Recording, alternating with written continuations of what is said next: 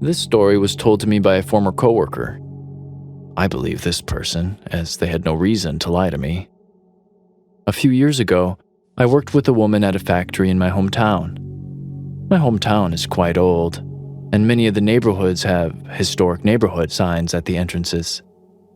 There are plenty of old Victorian homes that were once built by well-off people in a once flourishing factory town. But now, 120 years later, they are all old, dilapidated, and creepy.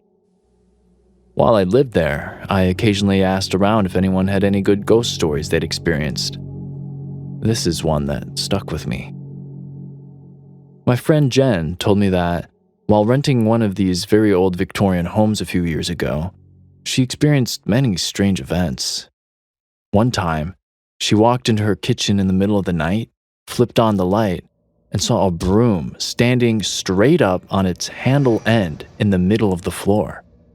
Suddenly, it fell over, scaring the hell out of her.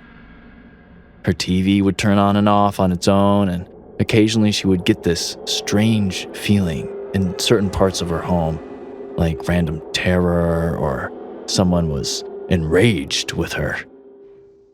She said the worst thing she'd experienced happened to her child, and it was recorded on her phone. She explained that she used to sit in her room and watch TV and fold the laundry, and her kids would play on the floor of the living room next to her. Her 5-year-old son liked to take her phone and record his voice so he could play the file back to himself. She would later go through and delete some of the recordings and save some for later because they were cute, occasionally sharing them with her sister. Well, one particular day, after a particularly long recording session, she decided to go through and delete some of the voice recordings her son had made. As her son was talking in one particular recording, she heard a man's voice in the background. A garbled, deep male voice. It kept telling her son the same thing. Come here. Come over here.